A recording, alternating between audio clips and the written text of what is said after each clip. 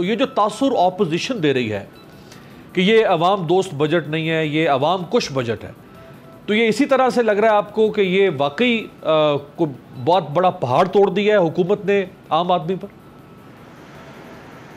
देखें, मेरा कोई ताल्लुक नहीं है सियासत से, और जो सियासी लीडरान हैं हमारे मुल्क में, मैं सबों का बड़ा एहतराम करता हूँ।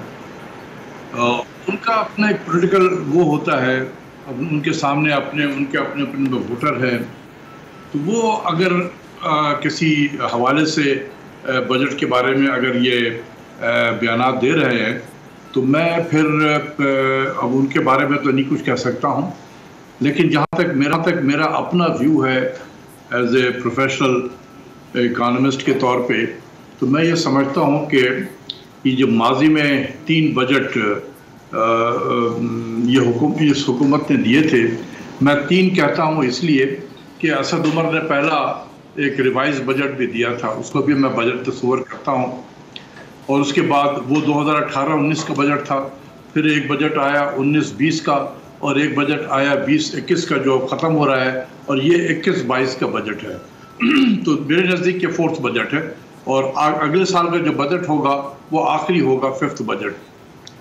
तो माजी के जो 3 बजट थे वो IMF डिक्टेटेड स्टेबलाइजेशन बजट था। ये जो बजट है 4th, ये IMF के डिक्टेट से निकलकर बनाया गया है। अच्छा। और लिहाजा ये एक ग्रोथ ओरिएंटेड बजट है, ये प्रो बिजनेस बजट है, प्रो इंडस्ट्री बजट है, प्रो एग्रीकल्चर बजट है, और ये प्रो पुअर बजट भी है। अच्छा। तो इसमें ये बहुत ज़माने के बाद इस किस्म का मैंने बजट देखा कि जिसमें समूह को थोड़ा दिया गया है। और ये मत भूलें कि we are passing through a very challenging and difficult time. तो इस डिफ़िकल्ट टाइम में रहते हुए अगर हर शख्स के लिए थोड़ा दिया जाए, तो ये है कि सबों की थोड़ी दाद रसी हुई है। अच्छा डॉक्टर साहब, ये बड़ी दिलचस्प बात है कि हुकूमत वही है, कमोबेश कैबिनेट वही है, सिर्फ फाइनेंस मिनिस्टर तब्दील हुआ है। जब असद उमर ने बजट पेश किया तो इस हुकूमत को काफ़ी इसकी लेदे हुई। जब डॉक्टर अब्दुल हफीज साहब ने बजट पेश किया तो भी इस हुकूमत को बड़ा सेटबैक मिला।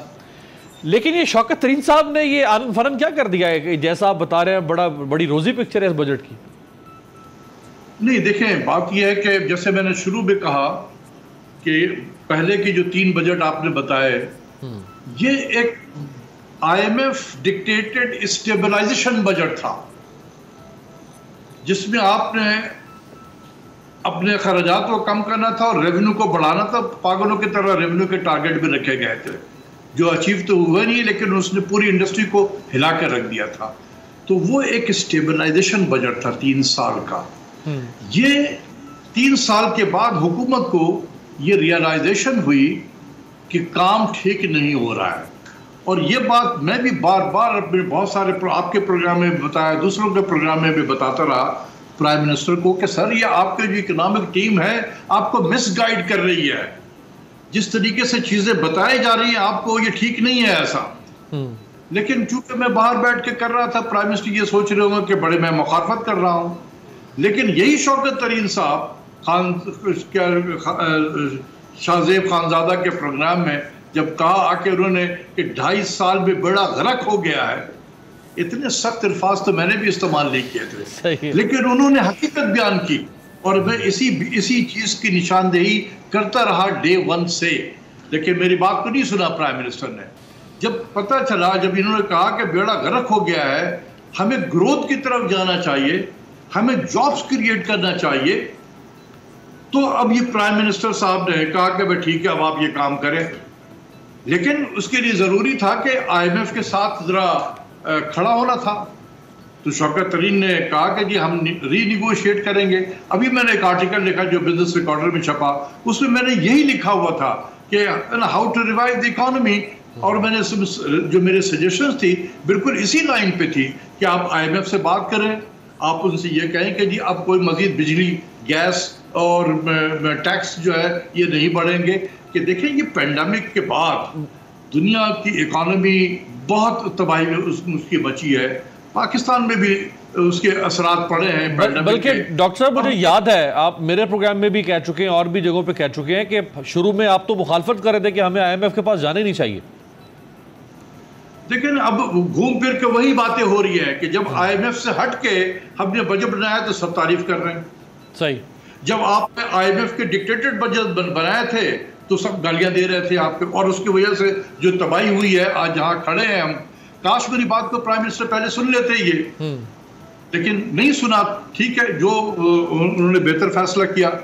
तो आज जब आपने ग्रोथ ओरिएंटेड बजट दिया है, ये पहली मरतबा मैं देख रहा हूं कि चाहे वो इस्लामाबाद चेंबर ऑफ कॉमर्स हो, चाहे वो कराची चेंबर ऑफ कॉमर्स हो, चाहे वो फेडरेशन चेंबर ऑफ कॉमर्स हो, यहाँ तक कि लाहौर चेंबर ऑफ कॉमर्स हो, सबने अप्रिशिएट किया इस बजट को। सर ये चेंबर ऑफ कॉमर्स तो छोड़ दें, खुद PMLN के साबिक वजीर खजाना डॉक्टर मिफ्ता इस्माइल ने तारीफ कर दी बजट की। तो यही कह रहा हूं, आ गया इधर। ये तो मैं यही बताना चाह रहा हूं कि ये बड़ा रेयर है कि किसी ने ये इतने सारे चेंबर के लोग हैं, स्टॉक एक्सचेंज वाले हैं, सबों ने तारीफ की।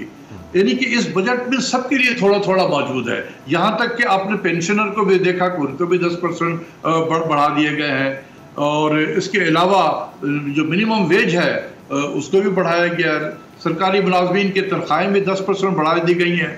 गो कि ये सफिशेंट नहीं है, क्योंकि पिछले 3 सालों में अगर आप क्यूमुलेटिव इन्फ्लेशन रेट को ले लें तो तकरीबन 30% बनता है। सही। लेकिन इसके बावजूद भी थोड़ा बहुत तो दिया गया है ना। अच्छा डॉक्टर साहब, सर ये जो बजट है ये followed by growing economic indicators. Budget आने से 2 हफ्ते पहले ये हुकूमत ने ग्रोथ रेट और एक्सपोर्ट्स में इंक्रीज और फिस्कल डेफिसिट में कमी और करंट अकाउंट डेफिसिट का सरप्लस होना, ये सारी खबरें हुकूमत पहले सुना चुकी थी। तो वो एक अच्छी तस्वीर सामने आई, फिर बजट अच्छा आ गया। तो ये इसका मतलब है हुकूमत अब इस स्ट्रेस से बाहर आना शुरू हो जाएगी, जो मुआशी स्ट्रेस, मसलर स्ट्रेस बना हुआ था हुकूमत के लिए। जी बिल्कुल है, और उसके लिए लाजमी है कि आप IMF के प्रोग्राम में रहते हुए ये काम नहीं कर सकते हैं। आई डोंट नो कि what will be the future of the IMF programme, क्योंकि ये उनके मर्जी के तो ये नहीं बने हैं। उन्होंने तनख्वाह भी बढ़ाने पे आप पे पाबंदी लगाई हुई थी, लेकिन उन्होंने कहा कि हम बढ़ाएंगे। उन्होंने ये भी कहा कि आप बिजली की कीमत बढ़ाए, गैस की कीमत बढ़ाए। हमने कहा, प्राइम मिनिस्टर ने कहा कि हम नहीं बढ़ाएंगे। तो एक हट के बन रहा है ना। तो जब आप IMF से हट के काम करेंगे तो बेहतर काम करेंगे, और यही मैं बताना चाहता था डे 1 से प्राइम मिनिस्टर को कि सर अपने घर को खुद ठीक कर लें। सही बात है। लेकिन I was the only voice.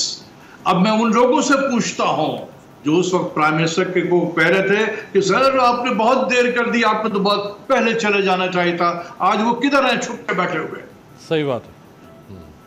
तो डॉक्टर साहब ये फिर IMF को नाराज करके, तो अभी तो हमने IMF से और पैसे लेने हैं, कर्जा लेना है अभी IMF से, तो वो कर्जा कैसे मिलेगा सर अब फिर? क्या कहीं और से लेंगे? कोई जरूरी थोड़ी है कि हम अगर IMF ना दे तो। देखिए, अगर ये प्रोग्राम अगर डिलेल होता है, ये गवर्नमेंट ऑफ पाकिस्तान की वजह से नहीं डिलेल होगा। ये गवर्नमेंट ऑफ पाकिस्तान की वजह से ये डिलेल नहीं होगा। गवर्नमेंट ऑफ पाकिस्तान सिर्फ ये कह रही है कि अंडर जो पेंडेमिक के सिचुएशन की वजह से जो हालात हमारे पूरी दुनिया के मईशत के खराब हुए हैं, हमारे भी हुए हैं, तो हमें इस वक्त अपने इंडस्ट्रीज का हाथ थामना है। हमने अपने कारोबारी लोगों का हाथ थामना है, ना कि उन पे टैक्स के बम्बार्डमेंट करनी है, ना कि उनके बिजली और गैस बढ़ाकर उनके कॉस्ट ऑफ प्रोडक्शन को बढ़ाना है। लेकिन वो बज़िद हैं कि आप ये करें, तो वो मेरे ख्याल में ग्राउंड रियलिटी से हट के बातें कर रहे हैं। इसलिए मैं समझता हूं कि अगर ये डिरेल होगा तो ये IMF के जिद की वजह से डिरेल होगा। सब्सक्राइब करें और बेल दबाएं ताकि कोई खबर रह न जाए।